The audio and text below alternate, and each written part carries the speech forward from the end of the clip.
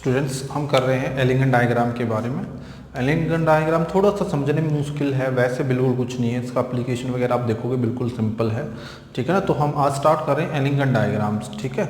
एलिंगन diagram use क्या होता है, कौन सा बैटर रिड्यूसिंग एजेंट, जैसे फॉर एग्जांपल हम देख रहे हैं, जैसे आपने पढ़ा भी होगा छोटी क्लासेज के अंदर, जिंक ऑक्साइड है, इसको कार्बन के साथ में रिएक्शन करवाएं, जिंक प्लस में CO2, ठीक है, या CO जो भी हमारा यहाँ पे बनता है CO, या फिर सेकंड हम क्या करें, जिंक ऑक्साइड को रिएक्शन करवाएं कार्बन मोनोऑक्साइड के अंदर, ताकि आपका क्या बन जाए, जिंक CO2 प्लस में। तो कौन सा बैटर रिड्यूसिंग एजेंट है, ये आपका बैटर रिड्यूसिंग एजेंट है ये, या बैटर रिड्यूसिंग है। तो ये हम किसकी हेल्प से पता कर सकते हैं, एलिंगन डायग्राम के हिसाब से।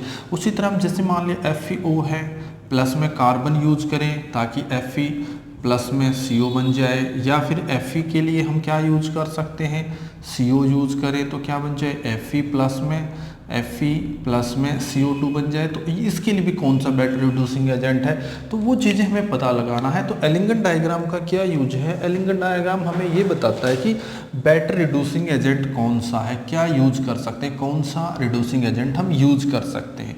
ड्रा कैसे किया, इसको समझने से पहले हम थोड़ा सा कॉन्सेप्ट समझ लेते हैं कि जो आपका डेल्टा जी किसके बराबर होता है। ये डायग्राम बनाया गया है डेल्टा जी और आपका टेम्परेचर के बीच में, ठीक है। डेल्टा जी आपका क्या हो जाएगा, डेल्टा H माइनस में T डेल्टा S, ठीक है। ये हमारी इक्वेशन है। अगर आपका क्या है डेल्टा जी 3 कंडीशन होती है। अगर आपका क्या है डेल्टा जी 0 है तो क्या होगा, डेल्टा जी आपका क्या है, अगर आपका नेगेटिव है तो क्या होगा, अगर आपका डेल्टा जी क्या है, अगर डेल्टा जी पॉजिटिव है तो प्रोसेस क्या होगा, ठीक है। तो डेल्टा जी 0 है तो इसका मतलब समझना इक्विलिब्रियम है। क्या होगा, सिस्टम किसमें होगा, इक्विलिब्रियम में। डेल्टा जी नेगेटिव है तो प्रोसेस क्या होगा, स्पॉन्टेनियस, ये ध्यान रख लेना, स्पॉन्टेनियस, ठीक है। और आपका डेल्टा जी क्या होगा, अगर डेल्टा जी आपका पॉजिटिव है तो प्रोसेस क्या हो जाएगा, नॉन स्पॉन्टेनियस, ठीक है। ये हमने ध्यान रखना है। तो इस पे डिपेंड करेगा तो प्रोसेस कौन सा होगा कौन सा नहीं होगा, वो आपका 3 कंडीशन हमने ध्यान रखनी है। अगर डेल्टा जी 0 है तो इक्विलिब्रियम प्रोसेस होगा, डेल्टा जी नेगेटिव है तो स्पॉन्टेनियस प्रोसेस होगा, और डेल्टा जी पॉजिटिव है तो आपका नॉन स्पॉन्टेनियस प्रोसेस हो जाएगा। अब इसी के हिसाब से हमें तो प्रोसेस को नॉन स्पॉन्टेनियस से स्पॉन्टेनियस बनाना, तो कैसे बनेगा, तो आपको ध्यान रखना है इसके लिए डेल्टा जी, यहाँ पे डेल्टा जी हमें हमेशा कितना चाहिए, नेगेटिव। तो नेगेटिव रहने के लिए तो हमें हीट करेंगे तो हमेशा क्या रहेगा, किसी भी सिस्टम के लिए हम सप्लाई करेंगे अपनी तरफ से डेल्टा पॉजिटिव। किसी भी मेटल को हमने एक्सट्रैक्ट करना है, जब हम इसको पायरोमेटलर्जी करते हैं, ये सारा सिस्टम हमारा क्या पायरोमेटलर्जी के अंदर यूज करते हैं, ठीक है ना, मेटलर्जी। तो इसके अंदर ये तो हमेशा पॉजिटिव रहेगा। अब सारा सिस्टम किसका है, डेल्टा जी का, डेल्टा एस का। अगर डेल्टा एस आपका क्या रहे, पॉजिटिव हो, मतलब आपकी क्या होगी, जो एंट्रोपी, आपको पता है डेल्टा एस क्या होगा, पॉजिटिव कब होगा, डेल्टा एस मतलब नेगेटिव कब होगा, ठीक है ना। डेल्टा एस पॉजिटिव मतलब एंट्रोपी का क्या होना, इंक्रीज होना। यहाँ पे एंट्रोपी क्या हो जाएगी, इंक्रीज हो जाएगी, यहाँ पे एंट्रोपी क्या होगी, डिक्रीज हो जाएगी। तो ये सारा सिस्टम हम देख के हम इसको समझने की कोशिश करेंगे, ठीक है।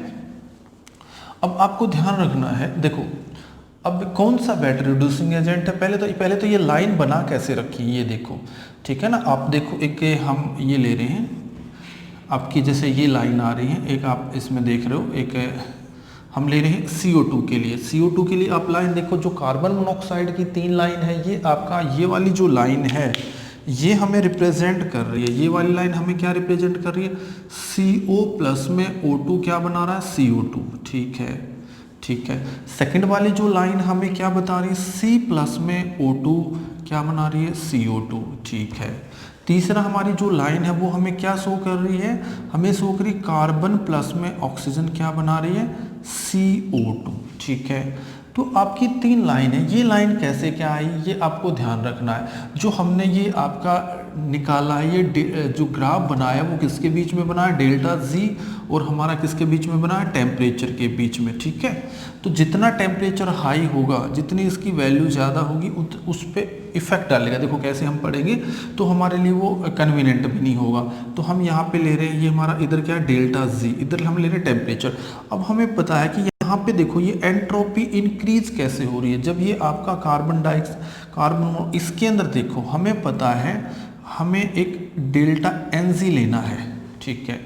आपको पता है डेल्टा एन जी 2 मोल अगर ले लें, यहाँ पे अगर ये मान लिया सॉलिड है, ये आपका गैसीय स्टेट में है, पहले मैं इस लाइन की ले लेता हूँ, फिर हमारा क्या बनेगा CO2। तो इसका मतलब ये सॉलिड है, इसके लिए तो हम क्या लेंगे 1, तो हमारा क्या होता है n प्रोडक्ट माइनस में n रिएक्टेंट, ये आपने पढ़ा है। प्रोडक्ट हमारा क्या है, प्रोडक्ट के मोल कितने हैं 1 मोल, यहाँ पे इस रिएक्टेंट के मोल कितने हैं, यहाँ पे क्या है आपका क्या हो जाएगा, रिएक्टेंट के जो मोल हैं वो हमारे क्या हो जाएंगे 1, तो इसका मतलब 0 है। तो इसका मतलब change in number of mole आपका 0 है, तो इसका मतलब क्या होगा, एंट्रोपी नॉट चेंज। तो यहाँ पे एंट्रोपी चेंज नहीं होगी। अब देख रहे हो एंट्रोपी नॉट चेंज, तो नोट चेंज होगी तो हमारी लाइन सीधी जाएगी, ठीक है ना। एंट्रोपी पे कोई नहीं है, पर्टिकुलर टेम्परेचर के ऊपर देखो ये वाली जो लाइन हमें दिखा रही है, जो ग्रीन कलर की लाइन है, वो पर्टिकुलर एंट्रोपी यहाँ पे चेंज हो रही है। इस पूरी लाइन के लिए एंट्रोपी क्या है आपकी 0 है, इसलिए लाइन सीधी जाएगी, ना कहीं इंक्रीज होगी ना डिक्रीज होगी। सेकंड अगर हम केस देख रहे हैं, सेकंड अगर हम केस देख लें, सेकंड अगर हमारी इसकी लाइन ऊपर की तरफ क्यों जा रही है, इंक्रीज हो रही है, तो यहाँ पे अगर हम लें तो आपका CO गैसीय स्टेट में है, प्लस में O2 भी गैसीय स्टेट में है, क्या बनाया CO2। तो यहाँ पे अगर हम डेल्टा N की बात करें, delta NG mole of product minus में मोल ऑफ रिएक्टेंट्स, ठीक है। तो आपका यहाँ पे आपका ये भी गैसीय स्टेट में है, तो प्रोडक्ट क्या होगा, प्रोडक्ट हमारा 1 है, माइनस में क्या हो जाएगा, एक यहाँ से निकलेगा और एक यहाँ से, तो आपका अगर टोटल 2 आ जाएंगे, मतलब -1। तो -1 का मतलब क्या हुआ, एंट्रोपी यहाँ पे नंबर ऑफ मोल क्या हो रहे हैं, number of mole decrease, number of mole of gases decrease. तो इसका मतलब number of mole gases decrease हो रहे हैं, गैसेज के मोल डिक्रीज हो रहे हैं, तो इसका मतलब एंट्रोपी क्या होगी आपकी पॉजिटिव में होगी। अगर ये वैल्यू पॉजिटिव में होगी, मतलब ये आपका अगर ये पॉजिटिव में होगी, तो ये आपका सिस्टम क्या हो जाएगा, ये वैल्यू आपकी जितनी ये बढ़ेगी, आपका डेल्टा एस की वैल्यू क्या है पॉजिटिव में होगी, तो ये प्रोसेस क्या होगा, वैसे तो स्पॉन्टेनियस होगा, और यहाँ पे जो लाइन है वो आपकी क्या आ जाएगी ऊपर की तरफ, मतलब आपकी डेल्टा जी किसकी तरफ जाएगी, पॉजिटिव की तरफ। यहाँ पे जो आपका चेंज है इसके अंदर, ठीक है। उसी तरह अगर हमने थर्ड केस ले लेते हैं, थर्ड केस में यहाँ पे अगर ये मान लिया ये लाइन कैसे चेंज हो रही है, नीचे की तरफ क्यों आ रही है, ये मान लिया सॉलिड है, प्लस में O2 है, ठीक है ना। तो ये हमारी क्या नहीं, यहाँ पे हमारा आ गया CO प्लस में O2, तो क्या बनेगा CO प्लस में O2, हमारा ये लाइन जो हमें दिखा रही है C प्लस में O2 CO2, ये हमारी क्या आ जाएगी, CO2 की नहीं होती, हमने कुछ ना कुछ इसमें आपकी गड़बड़ कर रखी है, CO प्लस में O2। तो हमारी ये लाइन जो होगी, जो नीचे की तरफ आएगी C प्लस में और CO की आएगी, यहाँ पे ये बन रहा है CO, ठीक है ना, CO बन रहा है गैस स्टेट के अंदर, ठीक है। तो ये आपका सॉलिड है, ठीक है। यहाँ पे इसके अगर बैलेंस करेंगे तो 2 मोल बनेंगे, इसके 1 मोल से 2 मोल बनेंगे। यहाँ पे इसको हमने बैलेंस नहीं किया था, जैसे अगर हम ये वाली लाइन लेंगे तो इसको बैलेंस करेंगे CO प्लस में O2, तो हमारा क्या बनेगा CO2, तो इसको हम बैलेंस कर सकते हैं। तो बैलेंस करेंगे तो इसको भी बाद में देख लेंगे। तो यहाँ पे अगर हम देखें तो हमारे यहाँ पे NG कितना आ जाएगा, डेल्टा NG, तो डेल्टा NG कितना आ जाएगा हमारा, डेल्टा NG इसके मोल कितने हैं 2, यहाँ पे मोल कितने हैं 1, तो कितना होगा 1 मोल्स आपका क्या हो गया, मतलब नंबर ऑफ मोल इंक्रीज हुए हैं, नंबर ऑफ मोल इंक्रीज हुए, तो इसका मतलब एंट्रोपी क्या हुई है, entropy number of mole increase होना, तो एंट्रोपी इंक्रीज हो रही है। तो एंट्रोपी इंक्रीज आपकी इसको शो कर रही है कि ये वैल्यू आपकी नेगेटिव हो रही है। तो नेगेटिव ये वैल्यू होगी तो लाइन किसकी तरफ आएगी, नीचे की तरफ। नीचे की तरफ आपकी जो डेल्टा जी है वो क्या होगी, नीचे की तरफ नेगेटिव होती है और ऊपर की तरफ क्या होगी पॉजिटिव होगी। तो इसका मतलब ये क्या हो रहा है यहाँ पे, अगर डेल्टा एन जी की मतलब नंबर ऑफ मोल जो या नंबर ऑफ मोलिक्यूल इंक्रीज होंगे, नंबर ऑफ मोल इंक्रीज होंगे तो एंट्रोपी इंक्रीज होगी, तो ओवरऑल फैक्टर क्या हो जाएगा, इंक्रीज हो जाएगा। तो डेल्टा जी नेगेटिव में क्या होगी, इंक्रीज होगी। डेल्टा जी हमें क्या दिखा रहे हैं, नेगेटिव को। अगर आपका मतलब नंबर ऑफ, आपको पता है एंट्रोपी किस पे डिपेंड करती है, नंबर ऑफ एटम या मोलिक्यूल या जो भी मोल के ऊपर। तो आपको यहाँ से साफ पता चल रहा है, नीचे वाली जो ये लाइन है इसके अंदर नंबर ऑफ मोल आपके क्या होंगे, प्रोडक्ट साइड क्या हो रहे हैं, इंक्रीज हो रहे हैं। तो नंबर ऑफ मोल आपके क्या हो रहे हैं, चेंज इन मोल आपका क्या हो रहा है, चेंज हो रहा है। तो जिसके कारण एंट्रोपी इंक्रीज होगी तो आपकी डेल्टा जी और ज़्यादा नेगेटिव हो जाए तो ग्राफ नीचे की तरफ आएगा, तो आपका ये इसकी ऊपर की तरफ आएगा। तो आपने ये ध्यान रखना है, ठीक है। तो पहले तो ये मैं आपको बता दें कि ग्राफ कैसे बनाया गया है, और आप इसमें जगह जगह आप देखोगे चेंज हो जाता है ग्राफ। यहाँ पे आपको नजर आ रहा होगा, यहाँ तक तो ग्राफ बिल्कुल ऐसे चल रहा था, एकदम से चेंज हो गया। यहाँ पे इसका मतलब जो जैसे ये ग्राफ है, कोई भी आप देख रहे हो, ये मान लिया आपने ले रखा है, अगर आपका ग्राफ पहले ऐसा था, मान लिया ऐसे चल रहा था, फिर एकदम से ऐसे चेंज हो गया, तो यहाँ तक वो सॉलिड सब्सटेंस था, वहाँ तक सॉलिड था, एकदम से वो किस में होगा, गैस के अंदर, ठीक है। तो इसका मतलब एकदम से यहाँ पे स्टेट चेंज हो जाएगी, स्टेट चेंज होगी तो आपका जो स्टेट चेंज हो जाएगी तो अपने आप जो डेल्टा जी है वो किस में चला जाएगा, एकदम से वो पॉजिटिव की तरफ जाएगा, ठीक है ना। तो आपको ये ध्यान रखना, इसलिए जगह जगह आपकी फेज चेंज होने के कारण, क्योंकि रिएक्टेंट की फेज चेंज हो रही है, तो आपकी ये लाइन इस तरह की आएगी। ये हमारा कोई, ये तो सिर्फ क्या था, एलिंगन डायग्राम जो हमने ड्रा कर रखा है, किस किस के बीच में ड्रा कर रखा है, डेल्टा जी और डेल्टा टेम्परेचर के बीच में। तो डेल्टा जी इधर क्या होगी, नेगेटिव इंक्रीज हो जाएगी, इधर हमारी नेगेटिव इंक्रीज होगी और इधर हमारी पॉजिटिव इंक्रीज होगी। तो इसका यूज क्या है, कहाँ पे यूज होता है, ठीक है ना। तो ये हम देख रहे हैं, एक तो हमने ये समझ लिया कि ये कुछ ग्राफ है जो नीचे की तरफ क्यों आ रहे हैं, कुछ ग्राफ ऊपर की तरफ क्यों जा रहे हैं, किसमें आपकी डेल्टा जी इंक्रीज हो रही है, किसमें डेल्टा जी। तो वो सारा खेल है किसका, एंट्रोपी के ऊपर डिपेंड करता है, जितनी आपकी एंट्रोपी चेंज होगी उतना ही। अब हमारा इसके लिए यूज क्या है, क्या हम यूज कर सकते हैं। देखो अब हमें बैटरी रिड्यूसिंग एजेंट कौन सा सेलेक्ट करना है, कौन सा आएगा, तो वो आपको ध्यान रखना। देखो कैसे हम ध्यान रखेंगे, और आपने यहाँ तक देखो कुछ चीज़ें आपने सेलेक्ट करनी है। अब आपका देखो हम क्या ले रहे हैं, जो डायग्राम बनाया गया है, C+ में कार्बन प्लस में CO2, ठीक है, या आपने लिया जिंक प्लस में O2, ठीक है, ZnO2। तो इसके लिए जो डेल्टा जी क्या थी वो क्या है, नेगेटिव, ठीक है।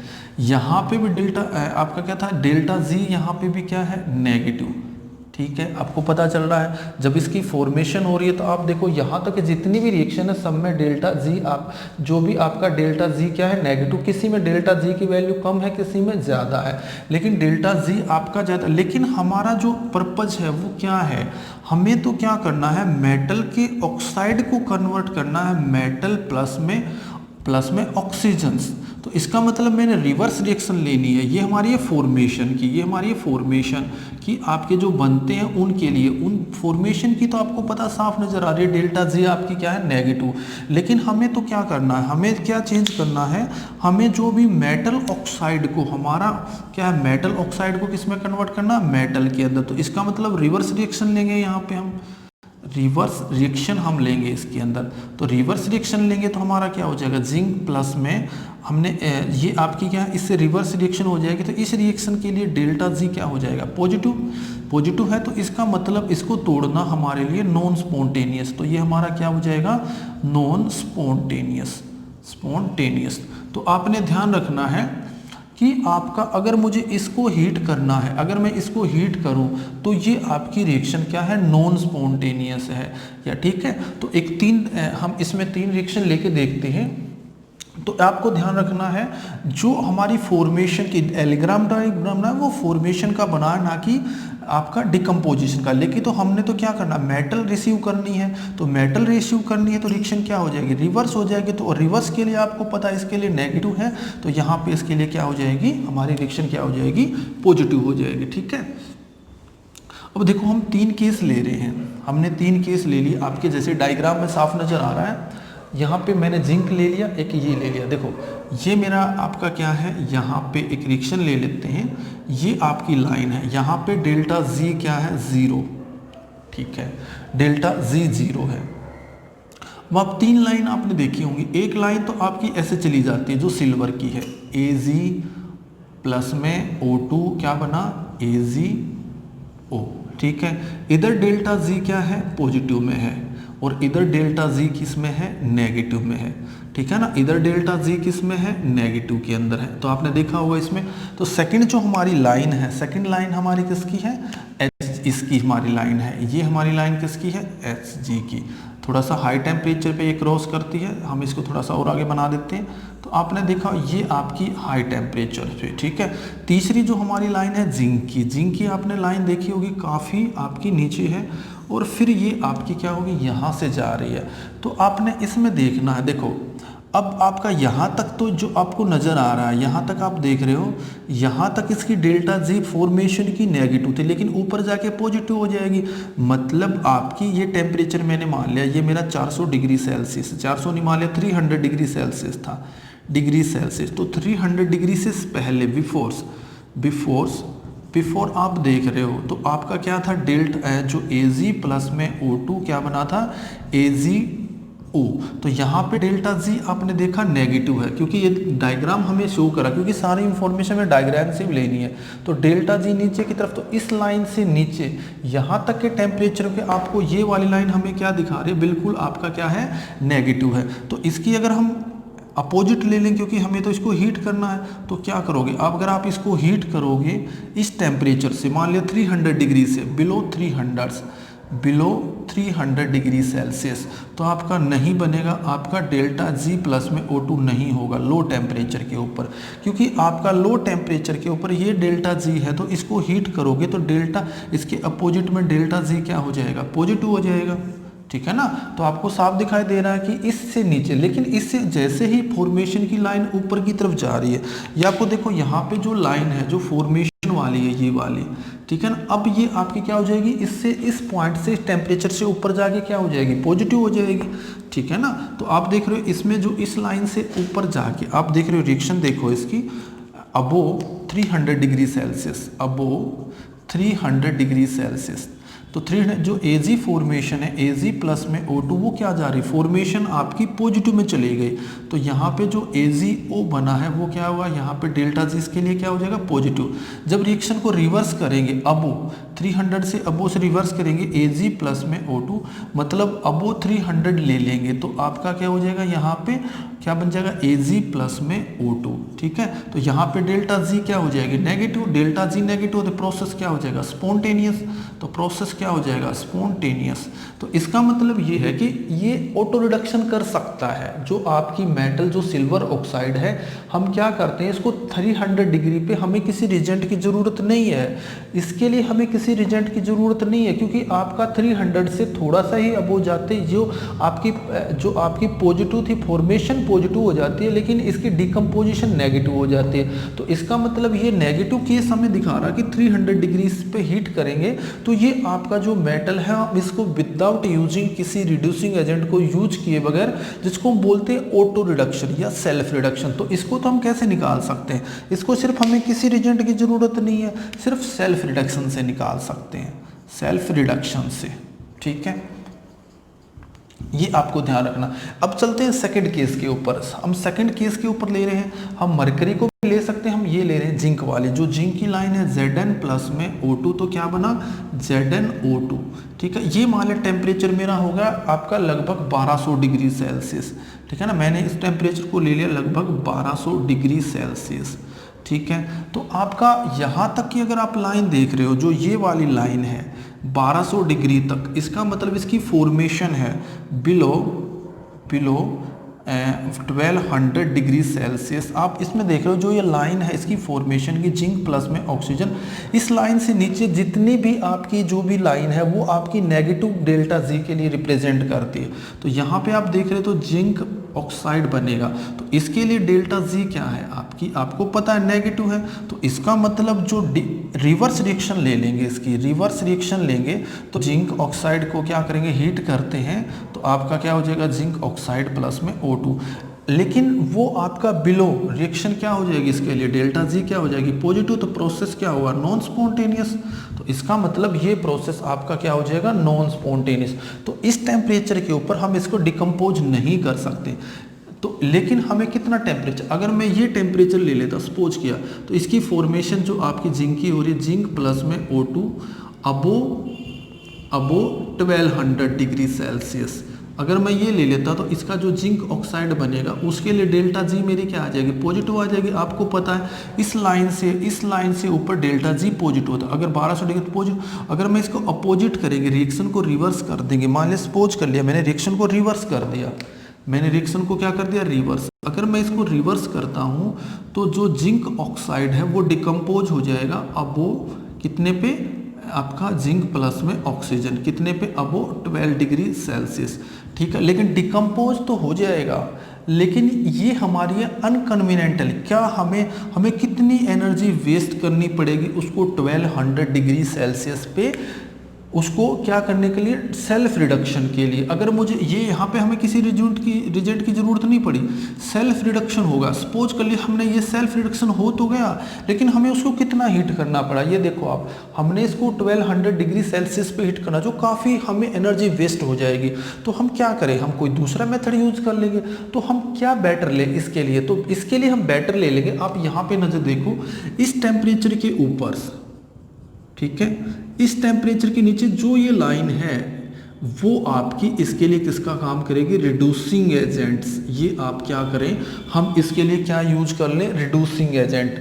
तो रिड्यूसिंग एजेंट में हम जिंक क्या कर सकते हैं, अब हम क्या करें, इसको इतना हीट ना करके हम कपलिंग कर लें। कपलिंग किसके साथ में कर लें, कार्बन के साथ में। तो दोनों की कपलिंग करेंगे तो इसकी पॉजिटिव, तो हमारा डेल्टा जी चेंज आ जाएगा, डेल्टा जी उसकी डेल्टा जी और इसकी जी, तो हमारा क्या हो जाएगा, जो हमें एक बार ये दोबारा ग्राफ बना देता हूँ। अगर हम ये ले रहे हैं, ठीक है ना, आपको एलिंगन डायग्राम में आपने ध्यान रखना है, जिसकी भी लाइन आपकी ऐसे आ जाए, जैसे मान लिया जिंक की लाइन थी हमारी, तो आपकी किसकी थी, कार्बन की लाइन, ये हमारी ऐसे जा रही थी कार्बन की लाइंस। तो आपका इस टेम्परेचर के ऊपर यहाँ तक तो कोई इसके लिए, ये हमारी किसकी लाइन थी, जिंक प्लस में ऑक्सीजन, तो क्या बना, जिंक ऑक्साइड्स। यहाँ पे क्या बना, कार्बन प्लस में ऑक्सीजन, तो क्या बना हमारा कार्बन मोनोऑक्साइड्स। तो ये टेम्परेचर है। तो एक तो हमें यहाँ पे हमारी मान लें ये लाइन थी, वो डेल्टा जी वाली ये लाइन थी, ठीक है। यहाँ पे जाके ये लाइन को क्रॉस करता है, यहाँ पे डेल्टा जी क्या बनती, 0। एक तो हम क्या करें, इसको इतना ज़्यादा हीट करें यहाँ पे 1200 डिग्री सेल्सियस तक, यहाँ पे हमारा कितना था, 1200 डिग्री सेल्सियस तक।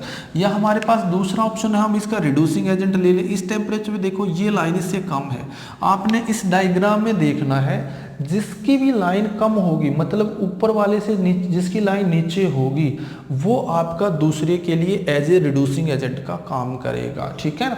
तो आप एज ए रिड्यूसिंग एजेंट का काम करेगा, तो इसकी लाइन जैसे इस टेम्परेचर से नीचे आ जाएगी, तो ये आपका किसका काम करेगा, रिड्यूसिंग एजेंट का काम करेगा, ठीक है। तो अब कार्बन हमारा, अब हम सिंपल क्या कर लेंगे, जिंक प्लस में, जिंक ऑक्साइड प्लस में कार्बन, तो हमारा क्या बचेगा, जिंक प्लस में CO। तो इसने किसका काम किया, रिड्यूसिंग एजेंट का। तो आपको रिड्यूसिंग एजेंट सिलेक्ट करते टाइम एक तो ये चीज ध्यान रखना, जिसकी लाइन नीचे होगी वो उसके लिए रिड्यूसिंग एजेंट। अब ये आप ये देख रहे हो, ये लाइन हम सिलेक्ट कर लेते हैं, इस लाइन के अंदर यहाँ पे देखो, इस टेम्परेचर तक, ये टेम्परेचर तक 1623 केल्विन तक आपका मैग्नीशियम की लाइन नीचे थी। मैग्नीशियम किसके लिए काम कर रहा था, यहाँ पे जो मैग्नीशियम जो आपका है उसके लिए, एल्युमिनियम के लिए, एल्युमिनियम ऑक्साइड के लिए मैग्नीशियम रिड्यूसिंग टेम्परेचर पे इससे काम है। जैसे ही इतना टेम्परेचर आ जाएगा तो मैग्नीशियम ऑक्साइड से लाइन नीचे आ जाएगी एल्युमिनियम। देखो मैं इसको दोबारा समझाता हूँ एक बार। एक चीज और हम कर लेते हैं इसके अंदर, अगर हम ये ले रहे हैं, इसमें एक हम ये भी देख लेते हैं कौन सा बेटर रिड्यूसिंग एजेंट है। देखो जिंक की लाइन आप देख रहे हो, ठीक है ना, ये आपकी क्या थी लाइन, मान लो सपोज कर लिए हमारी किसकी लाइन थी, जिंक की।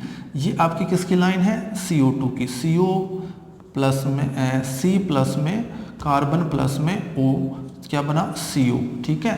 और आपकी जो ये वाली लाइन है CO प्लस में O2 CO2, ठीक है, आपकी यहाँ पे जा रही है, ये लाइन जा रही है आपकी CO, यहाँ से आप देखो ये लाइन जा रही है आपकी CO प्लस में O2 क्या बनेगा, CO2, ठीक है। ये लाइन जा रही है इसकी, और ये लाइन हमारी किसकी जा रही है, ये लाइन जा रही है हमारी जिंक प्लस में O2, तो किसका काम करेगा, जिंक ऑक्साइड। अब आप देखो जिंक के लिए कौन सी, ये बेटर रिड्यूसिंग एजेंट है या ये बेटर रिड्यूसिंग, आपको पता है इसकी लाइन तो इससे ऊपर ही है, जो आपका जिंक फॉर्मेशन, जिंक ऑक्साइड की फॉर्मेशन है, कार्बन मोनोऑक्साइड की लाइन इससे ऊपर है, तो क्या जिंक के लिए कार्बन मोनोऑक्साइड रिड्यूसिंग एजेंट का काम कर सकता है? नहीं, रिएक्शन होगी, क्योंकि आप देखो ये इसके लिए रिड्यूसिंग एजेंट का काम नहीं कर सकता, इसकी लाइन इससे ऊपर है। मैंने बताया था इस लाइन से नीचे जो भी लाइन होगी तो इस टेम्परेचर पे जाके ये आपका बैटरी रिड्यूसिंग एजेंट काम करेगा, प्लस में आप कार्बन, तो कार्बन की रिएक्शन हो जाएगी जिंक प्लस में CO, तो आपका ये बैटरी रिड्यूसिंग एजेंट का काम नहीं कर सकता है, क्योंकि इस टेम्परेचर तक आपका ये क्या है, इसकी लाइन ऊपर है। ज़्यादा हाई टेम्परेचर लेंगे तो ये रिड्यूसिंग एजेंट का काम कर सकता है, लेकिन इस टेम्परेचर पे नहीं कर सकता। ये यहाँ से जाके इसको काटता है, क्रॉस करता है ये लाइन को, ये लगभग यहाँ पे जाके क्रॉस करता है इस लाइन को, तो यहाँ पे हमारे लिए फिर ये इसको CO रिड्यूसिंग एजेंट का फिर वो क्या हो जाएगा, नॉन कन्वेनिएंट हो जाएगा, हमारे लिए उसका फ़ायदा नहीं होगा। तो हाई टेम्परेचर पे, ये वेरी हाई टेम्परेचर हम इसका लेंगे तब जाके रिड्यूसिंग एजेंट का काम करेगा, वेरी हाई टेम्परेचर पे। तो इससे इजी तो हमारे लिए क्या, फिर हम लो टेम्परेचर पे काम कर लें, कार्बन ले लें, लो टेम्परेचर वो इसको इजीली रिड्यूस कर देता है। ये आपने देखा भी होगा, अपने पढ़ते भी हो, 10th क्लास में भी आ जाता है कि कौन सा बैटर रिड्यूसिंग। तो आपको ध्यान रखना, रिड्यूसिंग एजेंट जिसकी लाइन नीचे आएगी वो ऊपर वाले के लिए बैटर रिड्यूसिंग एजेंट का काम करता है, ठीक है, ये चीज़ भी आप नोट कर लेना। अब हम कर रहे थे, देखो एक टेम्परेचर के ऊपर, जैसे हमने ये ले लिया, ये वाला हमने टेम्परेचर ले रहे हैं, देखो यहाँ तक ये एक डायग्राम है आपका, ये लाइन जा रही आपकी यहाँ ऐसे ऐसे लाइन जा रही है, तो आपका यहाँ तक इस लाइन ने फिर इसको क्रॉस कर दिया, ठीक है। ये जो आपकी, मैं इसे दूसरे मार्कर से बना देता हूँ, जो ये लाइन है ऊपर वाली लाइन है, ये किसकी है, आपकी 4/3 AL प्लस में O2 क्या बना दिया, 2/3 Al2O3, ठीक है। अब सेकंड वाली जो लाइन है वो क्या होगी, यहाँ तक तो ठीक थी, लेकिन अब क्रॉस कर गई, ये कितने टेम्परेचर पे क्रॉस किया इसने, 1623 केल्विन पे, ठीक है। आप दिखाई दे रहा डायग्राम के अंदर 1630 केल्विन के ऊपर। तो आपका यहाँ पे क्या होगा, जो इसके लिए जो है, ये किसके लिए लाइन है, मैग्नीशियम प्लस में ऑक्सीजन, तो क्या बनेगा, मैग्नीशियम ऑक्साइड्स। तो आप देखो इस लाइन से नीचे आपकी ये वाली लाइन है, नीचे है, तो आप इसको रिड्यूस कर सकते हो, Al2O3 को किसकी हेल्प से रिड्यूस कर सकते हो, मैग्नीशियम की हेल्प से, तो क्या बन जाएगा आपका मैग्नीशियम ऑक्साइड प्लस में Al। तो लेकिन ये आपका महंगा, हमें अगर मुझे क्या करना हो, अगर मुझे रिड्यूसिंग एजेंट लेना हो एल्युमिनियम, किसके लिए, मैग्नीशियम के लिए, अगर मुझे मैग्नीशियम ऑक्साइड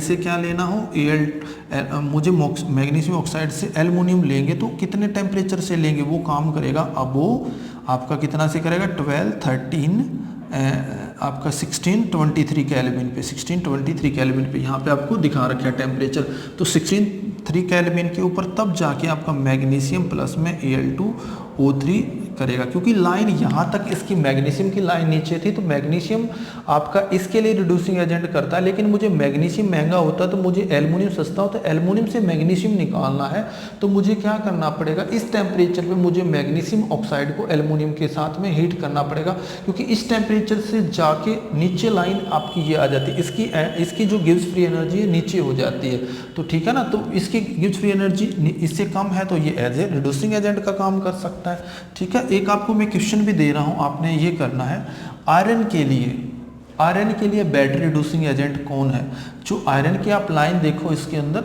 ठीक है ना, देखो ये आपकी क्या है, ये लाइन में आपको दिखा रहा हूं, ये जो लाइन है यहाँ से जो आयरन की जा रही है, ये आपकी किसकी जा रही है, यहाँ पे C प्लस में O2 CO2, ठीक है। यहाँ से जो लाइन जा रही है वो किसकी जा रही है, आयरन की, ठीक है। यहाँ से जो जा रही है आपकी कार्बन मोनोऑक्साइड की जा रही है, यहाँ से किसकी जा रही है, कार्बन मोनोऑक्साइड की, कार्बन प्लस में CO प्लस में O2, तो ये हमारी लाइन किसकी जा रही है, कार्बन मोनोऑक्साइड्स की, ऐसे जा रही है सीधी, ठीक है। आपकी ऊपर से जो लाइन आ रही है, ये हमारी लाइन किसकी आ रही है, आपकी CO प्लस में O2 किसका काम करेगा, CO2 का, ठीक है। ये जो लाइन जा रही है ऊपर वाली किसकी है, Fe प्लस में O किसकी बना रही है, FeO, ठीक है। और इससे ये वाली जो लाइन जा रही है, ये लाइन किसकी है, CO प्लस में O2 और CO2। तो आप बताओ लो टेम्परेचर इनमें से सब में से बैटरी रिड्यूसिंग एजेंट का काम क्या है, कौन कर रहा है। आप देखो ये लाइन है, ये आयरन की लाइन है, ये वाली किसकी लाइन है, आयरन की, ठीक है। और इससे लो टेम्परेचर पे जो ये वाली लाइन है ये किसकी है, कार्बन मोनोऑक्साइड की। तो आपको पता है ये कार्बन मोनोऑक्साइड के लिए, तो ये इसके लिए किसका काम करेगा, बैटरी रिड्यूसिंग एजेंट का।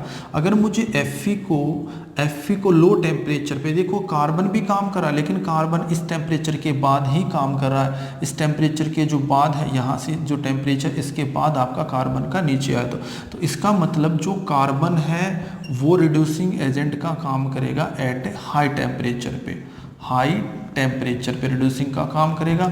लेकिन अगर मुझे लो टेम्परेचर लेना FeO प्लस में मुझे क्या लेना, CO, तो क्या बनेगा Fe प्लस में CO2।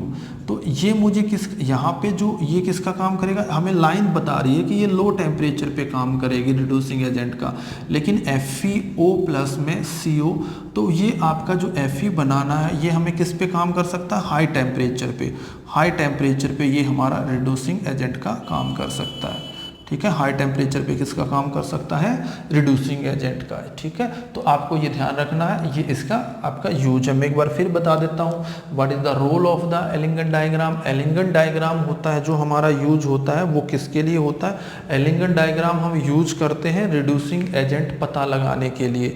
जैसे हम किसी को भी निकालते हैं, जैसे आयरन ऑक्साइड से हमने आयरन बनाना है, जिंक ऑक्साइड से जिंक बनाना है, एल्युमिनियम, तो ये हमारे लिए रिड्यूसिंग एजेंट, बेटर कौन सा रिड्यूसिंग एजेंट है उसके लिए हेल्प करता है। तो एक हमने चीज ये भी देखनी है, आपने सिंपली इतना ध्यान रखना है जिसकी लाइन दूसरी लाइन से नीचे आती है वो एज ए रिड्यूसिंग एजेंट का काम करता है, ठीक है ना। सिंपल इतना समझ लेना, बस रिड्यूसिंग एजेंट वो ही बेटर है उसके लिए जिसकी लाइन उससे नीचे आती है, बस इतना समझ लेना इस एलिंगन डायग्राम में, और ज़्यादा हमें इसमें कुछ करने की ज़रूरत नहीं है, ठीक है। ओके।